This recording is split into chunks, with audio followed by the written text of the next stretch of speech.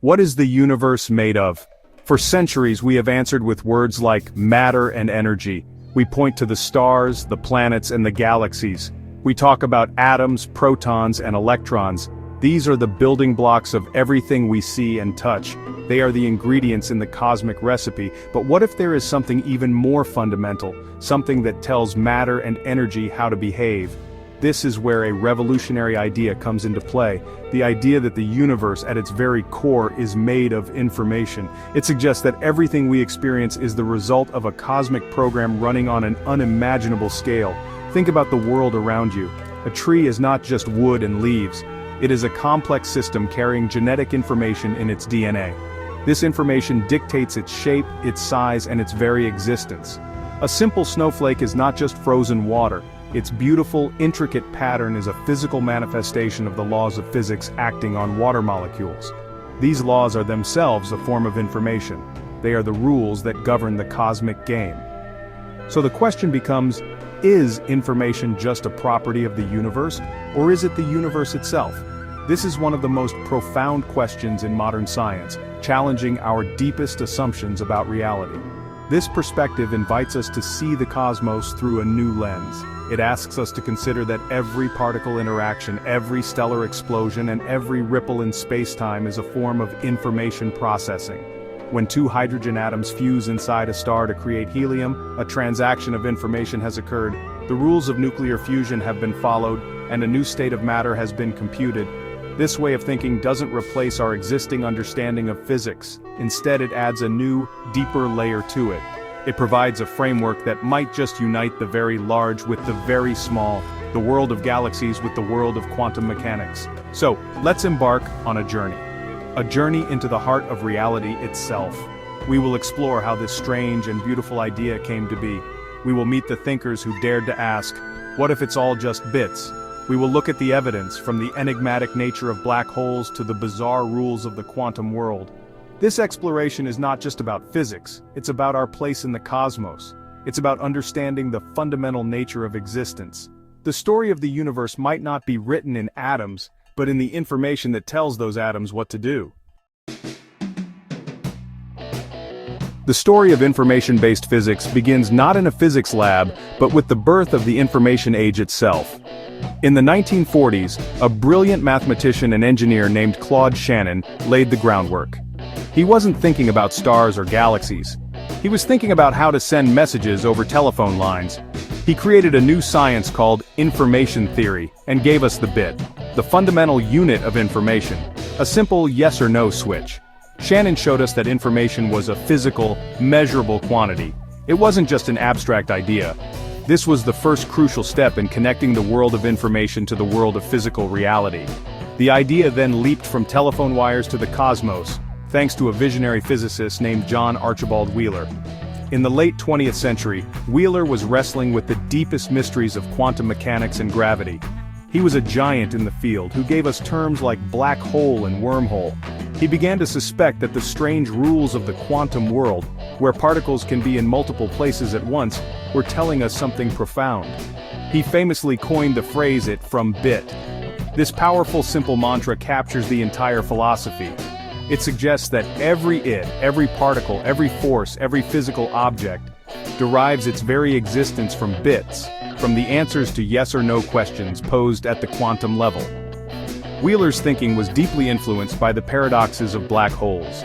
Physicists like Jacob Bekenstein and Stephen Hawking discovered something astonishing. The amount of information that could be lost inside a black hole seemed to be related not to its volume, but to the area of its event horizon, its surface. This was, honestly, a mind-bending clue. It suggested that information about a three-dimensional object could be completely described on a two-dimensional surface. This idea, now known as the holographic principle, was a powerful piece of evidence. It hinted that our three-dimensional reality might be a projection of information stored on a distant flat boundary at the edge of the universe. These pioneers, Shannon, Wheeler, Bekenstein, and Hawking, were the architects of this new frontier. They took the concept of the bit, born from the need to communicate, and elevated it to a cosmic principle. They dared to suggest that the fabric of space-time itself might be woven from threads of information. Their work transformed a philosophical curiosity into a legitimate and exciting field of scientific inquiry. They laid the foundation upon which today's physicists are building, seeking to understand if we are, in fact, living inside a grand, cosmic information processor that computes the universe into existence moment by moment. So, what does it really mean to say the universe is made of information? Imagine you are playing a video game. The world inside the game, the characters, the landscapes, the objects, feels real to the characters within it.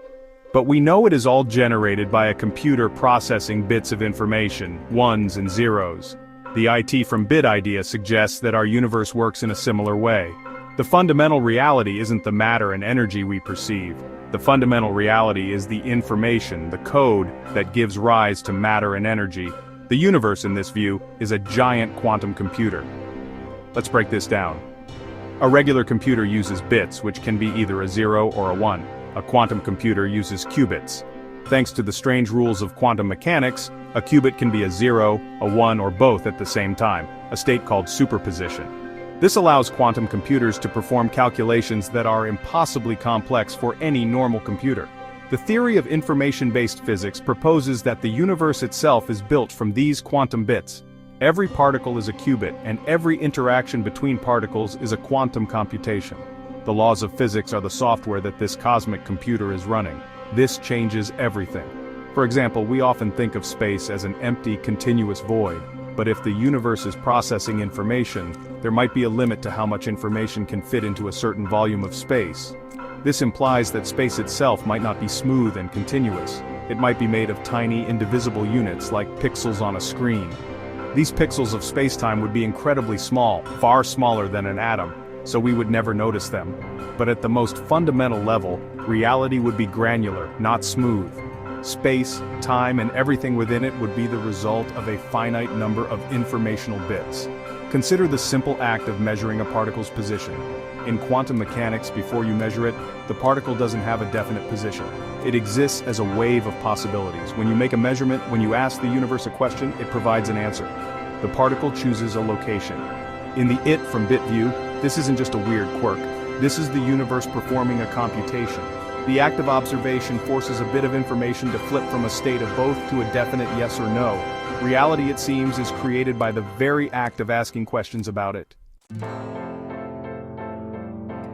If this vision of the universe is correct, what does it mean for the future of science?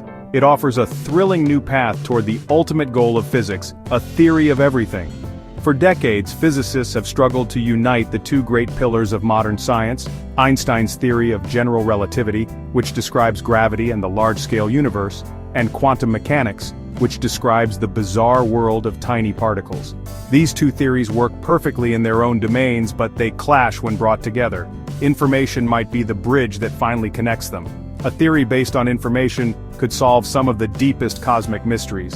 Take dark matter and dark energy.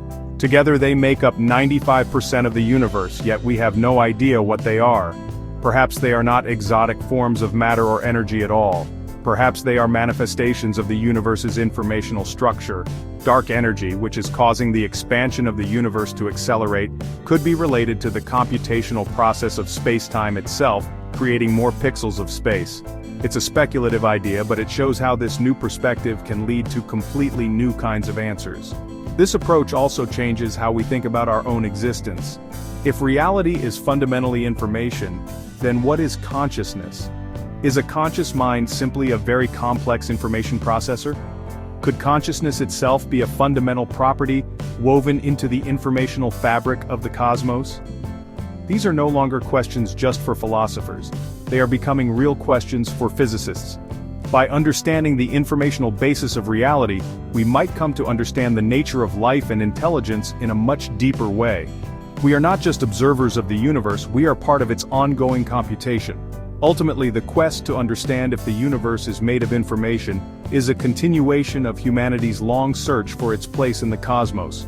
From believing we were at the center of everything, to realizing we are on a small planet orbiting an ordinary star in a vast galaxy, our perspective has constantly evolved.